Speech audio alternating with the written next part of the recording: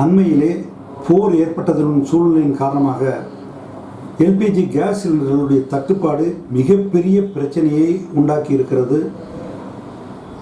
எண்ணெய் சப்ளை செய்கிற நிறுவனங்கள் கேஸ் சப்ளையை சுத்தமாக நிறுத்துவதாக அறிவித்திருக்கிறார்கள் உணவகங்களை பொறுத்தளவிலே.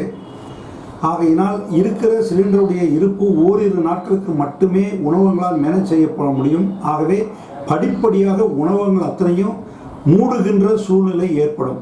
இன்றைக்கு உணவகங்கள் என்ன முடிவெடுத்திருக்கிறோம் என்று சொன்னால், முதலிலே உடனடியாக நேரத்தை குறைப்பது.